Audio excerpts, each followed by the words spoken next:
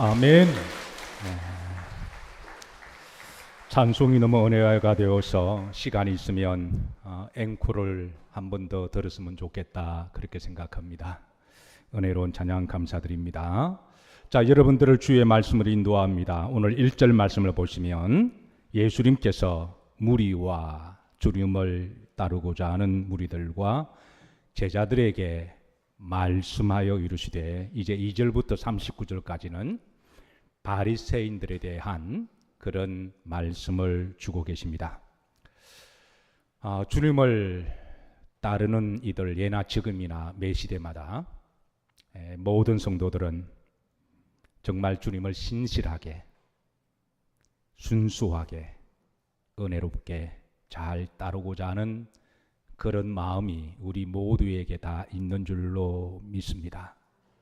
정말 신실하게 주님을 따르고자 하는 무리들, 또 그들 가운데 이 제자들처럼 그런 마음이 우리 속에 있지만, 그러나 우리 속에 또 다른 또 모습이 있습니다. 바로 이제 바리새인적인 외식적인 모습도 우리 속에 함께 혼재되어 있는데요.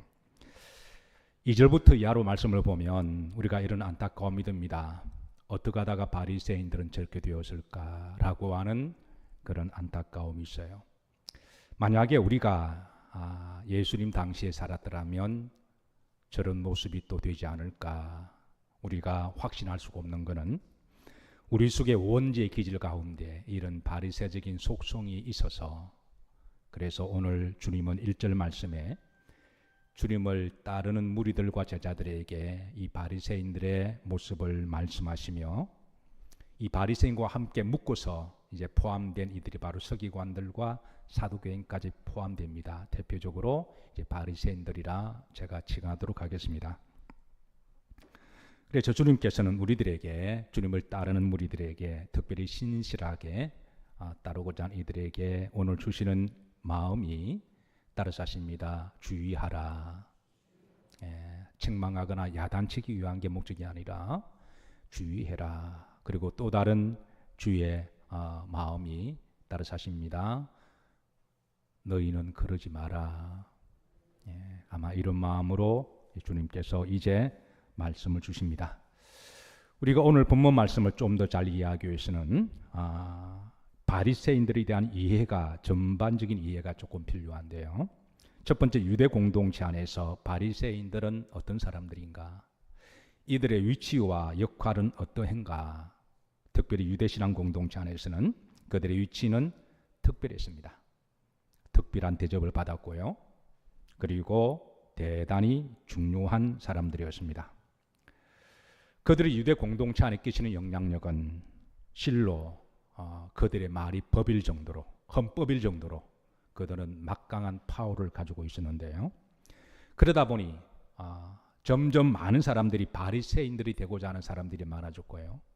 그리고 바리새파의 그게 멤버십이 되기를 원하는 사람들이 많아서 예수님 당시에 그 예루살렘이라고 하는 그 타운에, 사실 예루살렘이라고 하는 그 시리가요 그렇게 넓지가 않습니다. 그 적은 스몰 타운에 무려 6천 명이 바리새파의 멤버십이 있었으니까 얼마나 그 수가 많은지 짐작할 수가 있습니다. 자, 사랑하는 성도 여러분, 여러분들은 바리새인, 바리새 그러면 어떤 이미지가 머릿속에 각인되어 있나요? 첫 번째 바리새인 하면 딱 떠오르는 단어가 뭐죠? 그 외식이라고 하는 아마 단어가 제일 먼저 떠오를 겁니다. 여러분 외식 좋아하시나요? 저는 좋아합니다. 가끔 소문난 맛집에 가서 외식을 하는 기쁨도 우리가 살아가는 즐거움이 되기도 합니다. 어느 맛집이라고 소문난 식당의 이름이 이렇습니다. 이 세상에서 두 번째로 맛있는 밥집. 실제로 맛있습니다. 그런데 그 간판 제목이 이 세상에서 몇 번째로 맛있다고요? 두 번째로 맛있는 밥집이라고 해서, 그래서 거기에 식사하는 분들마다 그러면 첫 번째가 어디냐, 두 번째가 이렇게 맛있으면 첫 번째는 어떻게 원조냐 물어보니 집밥이라고 이야기하더군요. 그러니까 세상에서 가장 맛있는 밥은 어떤 밥이라고요? 우리 남자들만 따라 사십니다. 집밥입니다. 사실 우리는 가끔 외식이 필요하기는 합니다. 가끔은 필요합니다. 그렇다고 날마다 외식만 한다면 돈은 돈대로 소비가 되고 건강에도 좋지 않을 거예요. 결국 우리를 건강하게 하는 것은 따뜻한 집밥이고 그 집밥 안에 또 사랑이 담겨져 있습니다. 신앙에도 마찬가지입니다. 우리가 신앙생활을 하다 보면 외식이 없을 수가 없어요. 사람이기 때문에 사람의 눈을 의식하지 않고 우리는 살아갈 수가 없습니다. 그런데 외식의 순기능도 있습니다. 외식이라고 해서 다 부정적이고 나쁜 게 아니라 때로는 외식이 우리를 돌아보게 만들고 그리고 더 열정을 내기도 하는데요. 기도도 그렇잖아요. 혼자 기도할 때보다도 함께 모여서 기도하면 목소리가 더 힘있게 올라가기도 하고요. 혼자서 예배드리기보다는 함께 예배를 드리게 되면 좀 더 우리가 열심을 가지고 우리가 예배를 드리게 됩니다. 문제는 어느 정도냐의 문제입니다. 신앙의 문제는 때로는 인간관계도 필요합니다. 우리가 외식이라고 하는 게 주로 대상이 사람들과의 관계니까 인간관계도 중요합니다. 그러나 인간관계도 중요하지만 우리의 본질은 하나님과의 관계인 줄로 믿으시기를 주의 이름으로 축복합니다. 사무엘상 16장 7절에 보시면 따라서 하십니다. 나 여호와는 어디를 보느니라? 중심을 보신다 그러셨잖아요. 중심을 보시는 하나님. 그렇다고 하나님은 인간관계를 필요 없다라고 말씀하지 않습니다. 그것도 중요하다고 말씀하시면서 그리고 이 인간관계도 또 성도와의 관계도 또 가족들과의 관계도 서로 사랑하라고 말씀해주고 계십니다. 우리가 지난번에 우리가 온 율법의 완성은 바로 사랑이라고 말씀을 받았습니다. 그런데 그 사랑은 하나님을 사랑할 때와 사람을 사랑할 때를 이렇게 좀 구분해 주시는데요. 하나님을 사랑할 때는 뭘 다하고? 마음을 다하고 목숨을 다하고 뜻을 다하여 하나님을 사랑하는 것. 그리고 이웃을 사랑할 때는 어느 정도까지만 사랑하라는 거예요? 그런 나 정도. 가장 구체적으로 대표적으로 내가 맛있는 걸 먹었을 때 그 사람도 이걸 먹었으면 좋겠다. 그리고 그 사람에게 또 여유가 되면 또 그렇게 함께 밥을 먹을 수 있을 정도면 그것만 해도 족하다고 하는 것이죠. 그런데 여기에서 주는 하나님의 사랑이 주입니다. 객은 이웃 사랑이죠. 이게 주객이 전도되면 곤란하다라는 거예요.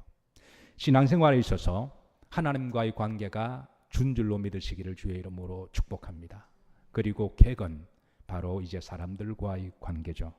만약에 이것이 주객이 전도가 되거나 신앙생활하는 목적이 하나님과의 관계보다도 사람과의 어떤 소셜 네트워크가 중심이 되어서 사람과 의식만 보고 그렇게 중요하게 하다 보면 나중에 자기도 모르게 오늘 이 시대에 바리새인적인 신앙이 될 수가 있어서 그런데 우리 모두에게는 이런 외식적인 모습이 있으니 주님께서는 주님을 따르는 이들에게 신실하게 믿고자 하는 이들에게 주의하라. 그러지 말라. 그렇게 우리에게 영적으로 가이드를 제시해 주고 있습니다. 자, 두 번째 바리새파의 역사적인 태동과 출현입니다.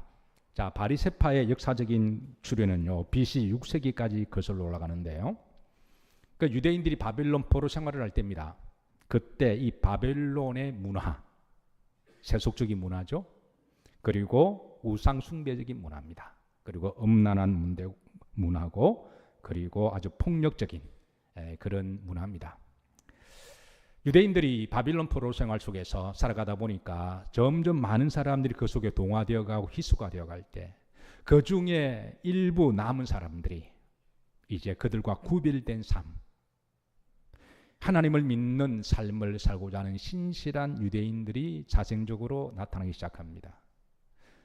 그래서 그들은 오직 기도와 말씀과 예배를 중점으로 하고 그리고 바벨론적인 세속적인 삶과 구별된 삶을 살기로 그렇게 애를 쓴 사람들, 그래서 바리새라는 말 자체는 따라서 하십니다. 구별된 자라고 하는 뜻을 가지고 있고 실제로 본인들은 이제 스스로 분리된 사람들, 경건을 추구하는 사람들, 유대 신앙을 지키고자 하는 이제 믿음의 사람들, 또 거룩한 사람들이라고 불렀고, 또 주변에 처음에는 사람들이 그렇게 좋은 의도를 가지고 불러주었습니다.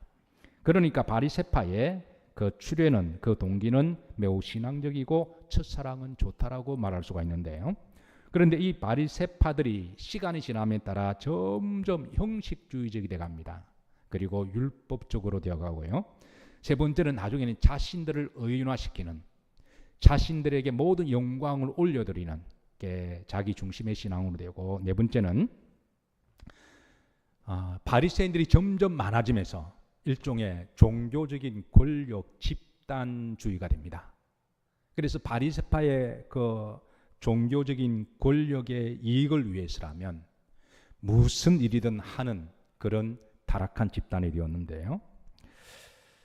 주님께서 이런 모습을 보고 바로 이제 처음은 좋았으나 나중에 이렇게 바리새적인 외식하는 모습과 탐욕적인 모습을 보시고 주님께서는 이제 책망을 하시게 됩니다. 이런 역사적 근거를 배경으로 해서 바리새파에 대한 사전적 의미가 재미있게도 두 가지로 나타나 있습니다. 어떻게 보면 정반대적인 정의인데요. 이거는 이제 역사적인 근거를 알아야 옥스퍼드 사전에서 이렇게 두 가지를 정반대적인 의미로 했는데요. 첫 번째는 이제 좋은 의미로서 정의를 하고 있습니다. 제가 사전을 보니까 이렇게 되어 제가 조금 번역을 했습니다. 이게 보면 고대 유대 종파의 멤버로서 성경에 쓰여진 대로 율법에 순종한 것을 믿고 그들 스스로 다른 세속적인 사람들과 구별된 사람이라고 믿는 사람들, 이렇게 좋은 의미로 정의가 됩니다. 이거는 역사적인 근거로 바리새인들에 대한 정의입니다. 자, 두 번째인데요. 두 번째 정의는 또 정반대입니다. 매우 종교적인 사람들이나 다른 것에 다른 사람들에게 신경을 쓰지 않는 사람들, 그러니까 외식주의자라고 하는 이런 또 정의를 대고 있습니다.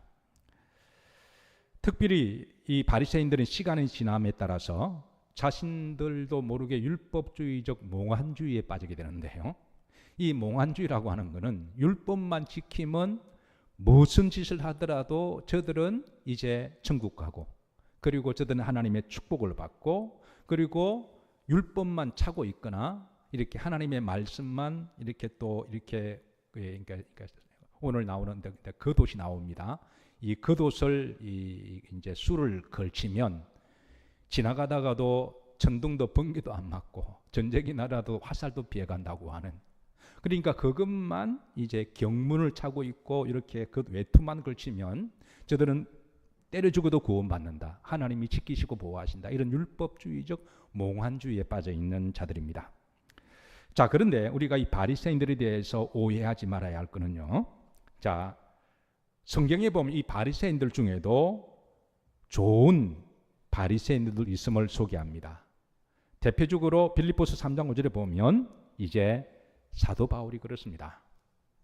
사도 바울이 복음을 알기 전에는 예수님을 대적했지만, 그러나 그는 하나님과의 관계에 있어서는 그는 진심이었습니다. 그래서 바울은 스스로 빌립보서 3장 5절에 있을 때 나는 예수님을 만나기 전에 이제 정통 바리새인이었다라고 자신의 정체를 자랑스럽게 이야기를 하는 것이죠. 소수지만 이런 바리새인들도 있었고요. 또 그런가 하면 요한복음 3장 1절에 보면 바리새인 중에 니고데모라고 하는 사람도 소개합니다. 이 사람에 대해 성경은 의롭고 공의로운 사람이다, 신실한 사람임을 그렇게 알려주고, 특별히 진리에 대한 열망을 가지고 한밤중에 주님을 찾아왔던 이 니고데모는 나중에 주님의 제자가 되기도 하죠. 따라서 바리새인들이라고 해서 다 묶어서 다 나쁜 사람들이 아니라 그 가운데 정말 신실하고 그렇게 또 좋은 바리새인도 있음을 우리가 오해를 하지 말아야 할 거죠. 자, 탈무드에 보면 바리새인들에 대한 풍자가 있습니다. 해학적으로 이렇게 재밌게 이제 묘사를 하는데요. 총 7명의 바리새인들을 소개하고 있습니다. 그러니까 이런 해학이 나올 정도로 그 시대 얼마나 바리새인들이 이제 사회적으로 그리고 또 많은 사람들에게 영향력을 미치는 것인 걸 알 수가 있는데요. 첫 번째, 어깨 바리새인들입니다. 어떤 바리새인들일까요? 그러니까 바리새인이라고 하는 그 위치, 그 바리새파의 멤버십, 그것 자체가 그들에게 훈장이 되어 기억장이 되어서 그렇게 해서 막 이렇게 하는 그런 바리새인들을 보면 어깨 바리새인들이라 그렇게 불렀습니다. 재밌죠? 또 그런가 하면 잠시 기다려 바리새인도 있습니다. 바리새인들이 선행을 할 때, 선행을 한 것은 좋은 일입니다. 그건 참으로 좋은 일이에요. 선행을 할 때 사람들이 볼 때까지 기다리는 거예요. 지나가다가 이제 홈리스들에게 이렇게 조금 내가 좀 돈을 주고자 할 때 아무도 없을 때는 하지 않습니다. 사람들까지 기다리다가 딱 지나가면은 그때 딱 이렇게 선행을 하는 이런 바리새인들을 바로 이제 잠시 기다려 바리새인이라고 해학적으로 풍자를 했습니다. 이런 모습은 오늘 이 시대에도 우리도 가끔 볼 수가 있는데요. 어느 정치인이 고아원이나 양로원을 방문하게 되면 꼭 사진을 찍을 때까지 선물을 안 풀어놓습니다. 보따리를. 꼭 기자들이 오거나 사진을 딱 찍을 때 그때 이렇게 이제 선물을 이렇게 풀기도 하는데요. 자, 셋째, 멍든 상처 바리새인도 있습니다. 이게 무슨 말이냐면 바리새인들 중에 가끔 멍이 들어서 어디가 깨지고 그런 바리새인들이 있는데요. 그래서 왜 그러냐 그러면 자기들은 길을 가다가 이제 보지 말아야 할 것, 특별히 음란한 것을 안 보기 위해서 눈을 감다가 걸어가다가 부딪혔다는 거예요. 그런데 재밌는 거는 어떤 바리새인들은 집에서 지가 지 눈탱이를 밤탱이로 만들어가지고 어디 머리를 막 박아서 그렇게 돌아다니기도 해요. 그래서 사람들이 왜 그러냐 그러면 내가 보지 말아야 할 걸 안 보기 위해서 그런 바리새인들을 끌어서 멍든 상처난 바리새인이라고 불렀습니다. 자, 네 번째 바리새인은 곱사등 바리새인인데요. 사람이 겸손해서 머리를 숙이는 것은 참 바람직한 일입니다. 그런데 머리를 숙이되 너무 지나친 자신의 겸손함을 드러내기 위해서 허리까지 머리를 그냥 숙이는 바리새인들, 그런 모습들을 보면 이제 곱사등 바리새인이라 그렇게 부르기도 했어요. 자, 다섯 번째, 영원히 새는 바리새인도 있습니다. 자신의 선행과 헌신을 영원히 기억하고 있는 거예요. 그리고 사람들을 볼 때마다 말을 합니다. 그리고 또 다른 사람들에게 내가 뭘 했다라고 자랑을 해요. 그래서 영원히 기억하고 새는 바리새인, 했던 말을 또 하고 또 하고 또 하고. 그러면 하나님이 얼마나 듣기 부담스러우실까요?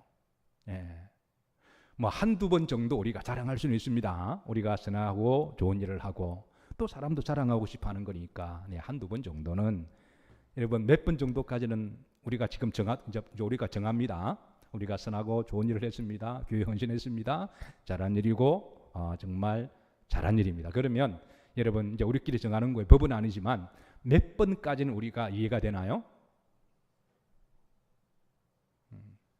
자, 우리 남편들은 아내들이 가끔 먼 곳에 이제 출장을 하시게 되면 사골국을 몇 번을 끓입니까? 그러니까 사골국을 끓이는데 몇 번 정도까지는 먹을 수가 있나요? 맛있게?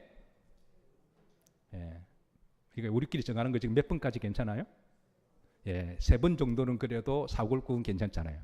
그런데 이게 4번 끓여주면 계속 끓여주면 이게 먹는 사람도 이게 조금 이게 곤욕이죠.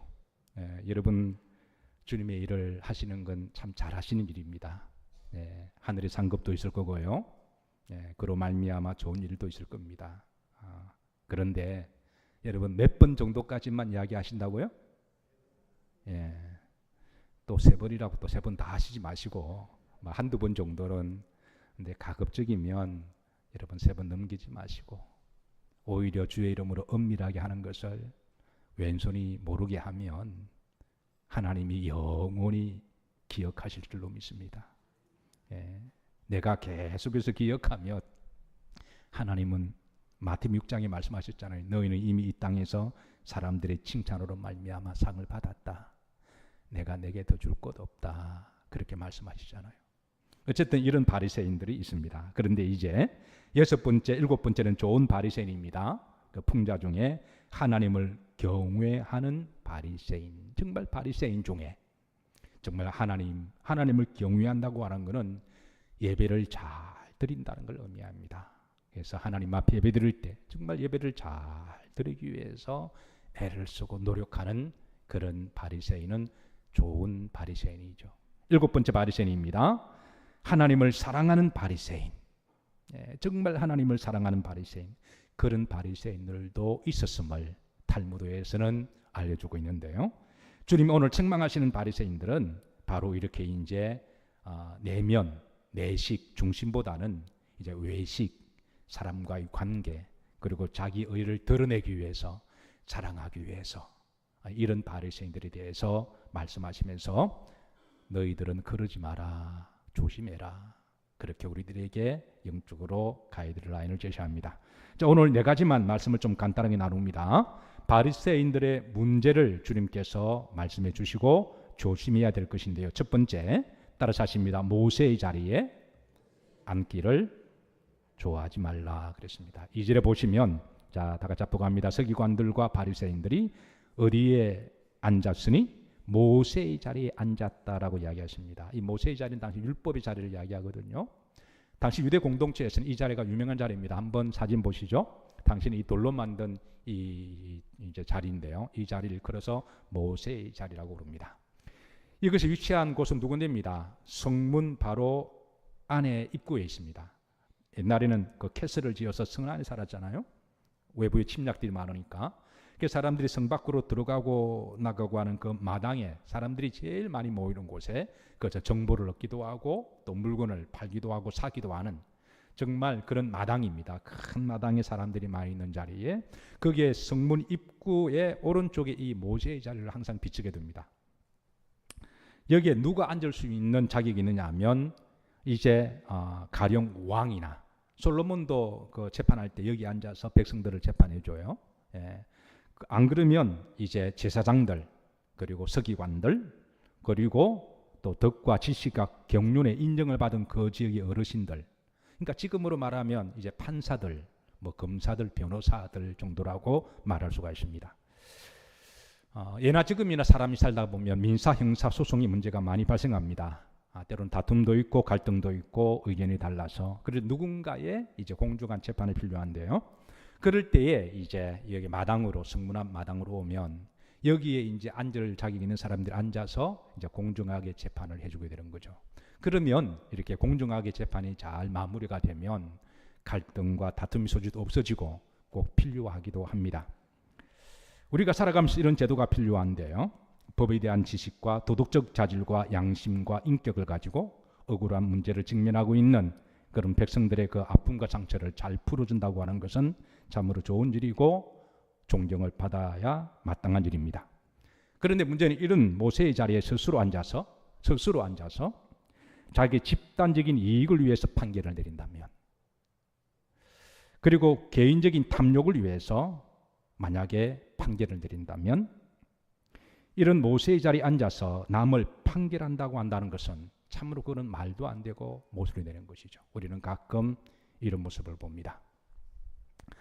법을 공부한 사람들이 법은 하나인데 왜 그렇게 다른 판결이 나올까요? 여기에 대해서 일반 시민들은 고개를 갸우뚱합니다. 분명히 법은 하나인데, 법은 평등한데, 그런데 검사가 말하는 법은 다르고 변호사가 말하는 법은 다르고 판사가 판결을 내리는 법도 다르고 최고의 헌법기관이 내리는 법들도 다 다릅니다.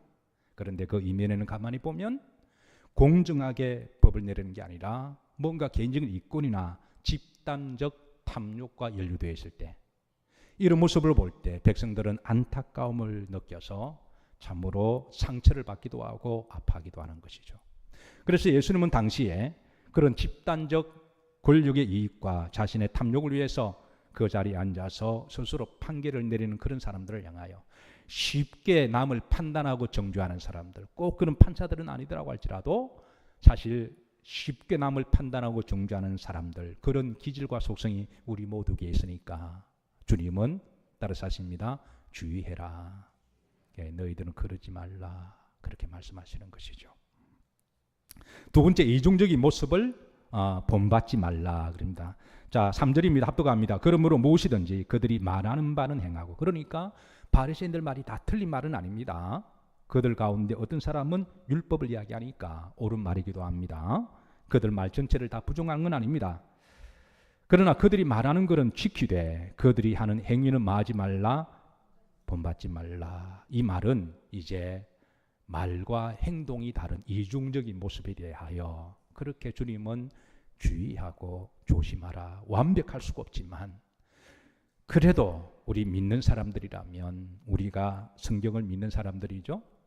성경을 믿는다면 우리가 믿는 사람답게 행동하고, 그리고 우리가 그리스도인들이라면 내가 말을 했다면 내가 말한 것만큼은 그래도 애를 쓰고 노력하려고 하는, 그게 바로 그리스도인들의 모습이 아닐까요? 예. 어느 주부가 그렇게 밖에 나가면 친구가 그렇게 이야기합니다. 자기 남편은 집에서는 그렇게 무뚝뚝한데 밖에 나가면 그렇게 말을 잘한다는 거예요. 그게 불만이라고 늘 이야기하니까 그 아내가 말하기를, 그래도 그것도 얼마나 좋은 거냐. 집에서 무뚝뚝하고 밖에 나가도 무뚝뚝하면 차라리 집에서는 무뚝뚝하더라도 밖에 나가면 잘해주는 것도 그것도 얼마나 좋은 거냐. 그렇게 또 돌아가는 분도 계십니다만은, 어쨌든 우리 모두에게는 다 이런 이중적인 모습이 없지 않아 있는데요. 그래서 예수님께서는 없을 수는 없지만, 그러나 이제 말과 행동이 같을 수 있도록 기도하고 노력하라고 말씀하고 있습니다. 4절로 이어집니다. 4절 이어집니다. 합독합니다. 또 무거운 짐을 묶어 사람의 어깨에 지우되 자기는 이것을 한 손가락으로도 움직이려 하지 아니하며 그랬습니다. 다른 사람들한테는 무거운 율법의 짐을 지우면서도 자기는 행하지 않는 것, 이런 이제 이중적인 외식하는 모습을 보고 주님은 그러지 마라, 그렇게 우리들에게 말씀하십니다. 한국의 한 심리학자가 우리나라의 심리를 조사했습니다. 한국 사람들은 어떤 사람을 더 싫어하느냐? 여러분, 나쁜 사람을 더 싫어할까요? 위선적인 사람을 더 싫어할까요? 죄 지은 사람을 더 싫어할까요? 이중적인 사람을 더 싫어할까요? 분명히 이제 이 죄를 지은 사람이 더 나쁜 사람입니다. 그런데 한국 사람의 심리는 이런 죄 지은 나쁜 사람보다도 위선적인 사람들을 더 싫어한다라는 거예요. 그래서 대표적으로 가장 싫어하는 말이 내로남불이라는 말도 그렇게 화제가 되기도 합니다만은, 주님께서는 이제 바리새인들을 통하여 이제 그러지 마라. 너희들은 신실하게 나를 따르고자 하는 자는 가급적이면 이제 신실하게 믿음 생활할 것을 권면하고 있습니다. 자, 세 번째입니다. 외식하는 신앙을 본받지 말라. 그런데 5절입니다. 다 같이 합독합니다. 그들의 모든 행위를 사람에게 뭐고자 하나니? 이게 본질적인 문제입니다. 저들의 모든 신앙의 행위는요, 누구에게 보이기 위함이라고요? 사람에게. 예배도 사람에게 보이기 위함이고요, 길을 가다가 선행하는 것도 사람에게 보이기 위함이고요. 이 모든 것들이 결국 신앙의 본질은 나와 하나님과의 관계잖아요. 그러니까 사람을 의식하지 않을 수는 없습니다. 이걸 우리가 의식하지 말라는 말은 아닙니다. 예. 관계도 잘해야 되죠. 그러나 항상 우리는 마음속에 하나님과의 관계를 먼저 세우고, 그리고 우리가 사람과의 관계를 해야 되는 것이죠. 이 바리새인들의 본질적인 문제는 모든 행위를 누구에게 보이고자 하나니? 사람에게. 이거는 신앙이 아닙니다. 그러면 자기 의를 드러내기 위함이죠. 두 가지를 주님은 이제 그 예를 드십니다. 첫 번째, 그 경문띠를 넓게 하여 그랬습니다. 이 경문이라는 말은 우리나라 사람들에게 익숙지 않는 문화적 용어인데요, 이 경문을 따라서 하십니다. 테필린이라고 부릅니다. 한번 다음 그림을 한번 보시죠. 이 네모난 박스, 이게 이제 전형적인 바리새인들의 모습입니다. 예수님 당시에 바리새인들이 이런 옷을 입고 이제 돌아다니면서 나 바리새인이라고 그렇게 아예 드러내놓고 어깨에 힘을 주고 그렇게 하는 전형적인 바리새인들의 모습인데요, 이 바리새인들이 손에, 손목이 왼손에 차고 다니는 것을 경문이라고 이야기합니다. 경문은 글자 그대로 말씀을 담은 작은 박스를 이야기합니다. 적은 박스입니다. 소가죽으로 만들었고요. 그런데 여기에 이제 경문, 거룩한 글이 들어간 박스라고 하는 뜻이죠. 테필린입니다. 이게 이 안에 뭐가 들어가느냐 하면, 이제 여기에 다음 네 가지의 성경 말씀이 들어가 있습니다. 첫 번째는 출애굽기 13장 1절부터 10절까지 이제 이 말씀이 여기 안에 들어갑니다. 화면 올려주시죠. 시간 관계상. 자, 여러분 1절부터 10절까지 이렇게 쭉 이렇게 이제 이 말씀이 들어가고요. 자, 두 번째는 출애굽기 13장이 11절에서 16절까지 이제 여기에 들어갑니다. 자, 세 번째는 신명기 6장 4절에서 9절까지입니다. 예, 개인적으로 관심 있으시면 연락하시면 제가 이메일로 보내드릴게요. 다 좋은 말씀입니다. 다 축복의 말씀이고 하나님의 말씀입니다. 자, 네 번째는 신명기 11장 13절에서 21절까지 말씀입니다. 그런데 여러분, 이 많은 말씀이 어떻게 다 들어갈까요? 자, 그 다음 사진 보시죠. 예. 자, 이런 아주 얇은 그 파피루스의 얇은 습자지 같은 그 종이에다가 그렇게 해서 아주 깨알 같은 글씨로 이 많은 말씀을 이렇게 다 기록을 해요. 여러분, 이것을 적는 것만 해도 그 상당한 열심이라고 말할 수가 있습니다. 여러분, 하나님이 지켜보시니까 제가 물어봅니다. 컨닝 페이퍼 만들어 보신 분? 예, 뭐 대놓고 손 안 드셔도 괜찮아요. 예. 학교 다닐 때 밤새 이 컨닝 페이퍼 만들려면 여러분 밤새도록 만들어야 됩니다. 어떻게 하냐고요? 여러분 상상에 맡깁니다. 어느 날 제가 그걸 만들다가 이 시간에 공부를 했으면 차라리 그 시간 공부를, 그러니까 조그마한 종이에다가 깨알같이 적어서 그렇게 이렇게 돌돌돌 말아서 이렇게 이제 하는데요. 그렇게 얇은 종이에 깨알같이 적어서 그렇게 해서 이 이제 박스 안에 집어넣습니다. 이걸 경문이라고 테필린이라고 그러는데요. 이거를 이제 다 만들고 난 다음에 이것을 부착하는 방법도 이렇습니다. 일단 왼손에 붙입니다. 왼손에 붙이는데 왼쪽으로 7번 감습니다. 7번은 완전수를 이야기하죠. 하나님의 완전성. 그리고 손바닥에 3번을 감습니다. 그리고 여기에 이제 약지에 여기에 3번을 감습니다. 이거를 감으면서 저들은 이렇게 성경 말씀을 낭독하고 기도합니다. 그게 바로 출애굽기 13장 16절의 소위 경문의 기도 축문입니다. 자, 다 같이 한번 합독하시죠. 이것이 내 손의 기호와 내 미간의 표가 되리라. 이는 여호와께서 그 손의 권능으로 우리를 애굽에서 인도하여 내셨음이니라 할지니라. 하나님의 손으로 내 손에 이렇게 경문을 붙이라라고 하는 이 말씀에 근거해서 저들이 이 경문을 하고 다니는데요. 자, 저들이 이렇게 하는 목적은 첫 번째, 나는 어디를 가든지 하나님을 믿는 바리새인이다. 이게 첫 번째 저들의 목적이고, 두 번째는 어디를 가든지 나는 하나님의 말씀을 묵상하는 사람이다. 세 번째, 나는 하나님의 말씀을 붙들고 기도한다는 의미가 있습니다. 그러니까 그 시작은 상당히 좋았습니다. 그 첫 신앙은 순수했습니다. 의도도 좋았고요.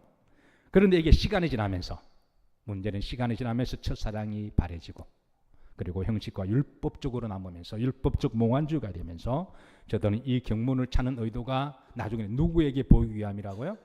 사람들에게 보이기 위한 목적이 됐다는 거예요. 5절을 다시 말씀 보십니다.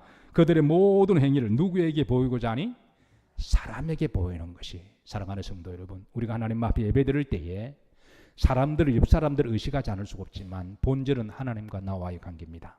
아멘이신가요? 예.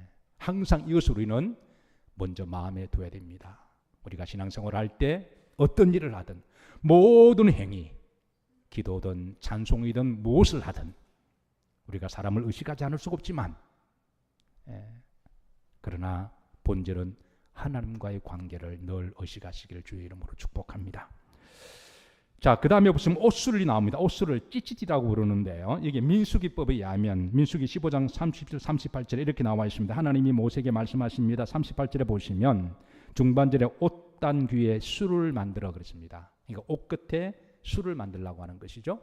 술을 만들 때 청색건을 가지고 만들라라고 하는 구체적인 지침을 주십니다.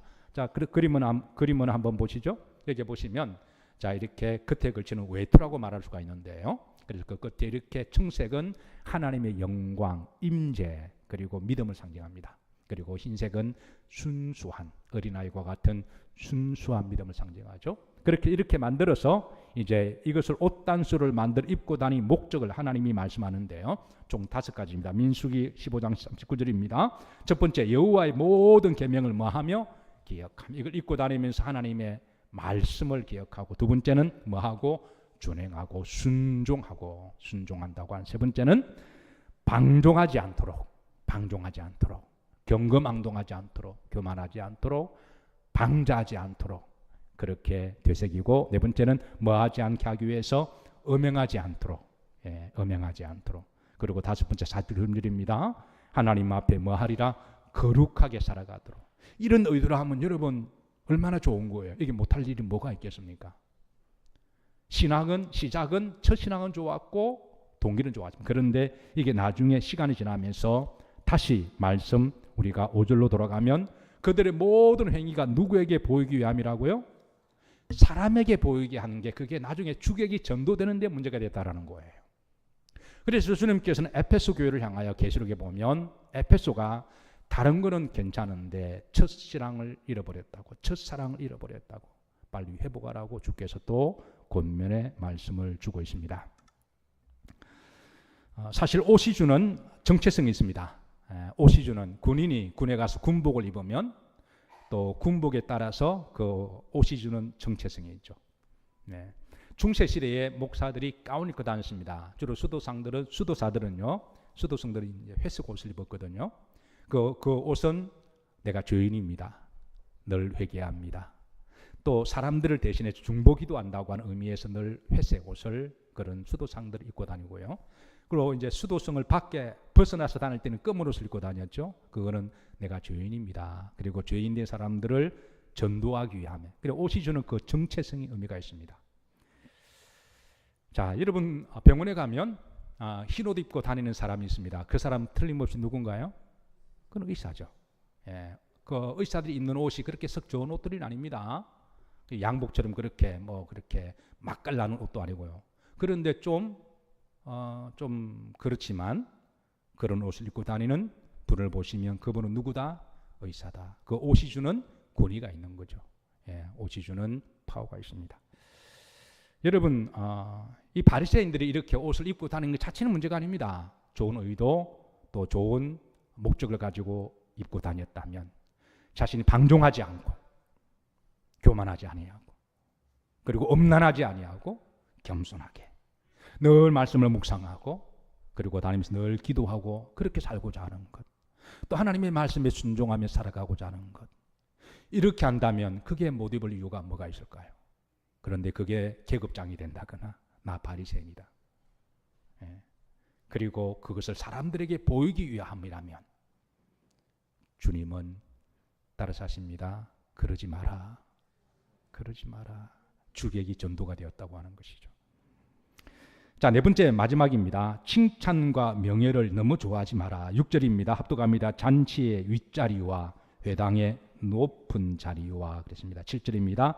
시장에서 문안받는 것과 사람에게 랍비라 칭함을 받는 것을 많으니라 좋아하느니라. 저들은 이런 걸 좋아하지만 너희들은 나를 신실하게 따르고자 하는 이들은 정말 예수님을 잘 믿기를 원한다면 그러지 마라. 그렇게 말씀하시는 것이죠. 사랑하는 성도 여러분, 우리가 주의 이름으로 우리가 선행을 하고 좋은 일을 하는 것은 참으로 좋은 일입니다. 그리고 내가 정말 인격적으로 정말 남을 잘 섬기고 베풀어서 하나님께 받은 은혜와 축복이 많아서 하나님 나에게 많은 복을 주셔서 축복의 통로가 되기를 위해서 주의 이름으로 선행하고 남을 섬기는 것은 그건 정말 좋은 거예요. 그리고 정말 그런 분들을 보시면 그런 분들은 정말 존경을 받아 마땅한 분들이고요.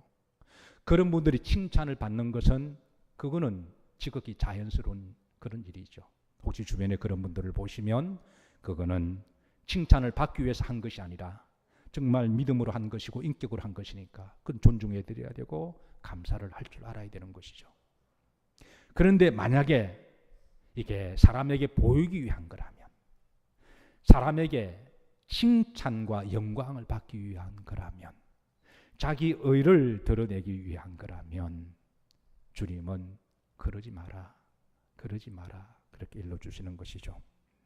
말씀을 정리합니다. 오늘 주님이 주신 말씀은 주님을 신실하게 따르고자 하고 잘 믿고 하나님이 기쁨 되기 원하는 이들에게 이제 우리 마음속에도 이런 외식하는 바리새적인 모습이 있으니, 두 가지의 양가 마음이 있으니, 그래서 혹이라도 외식하고 사람들에게 보이고자 하는 모습은 조심하고 은행과 일치, 우리가 말씀을 믿으면 말씀을 믿는 자로 믿고, 어떤 사람 성경을 읽으며도 안 믿어요.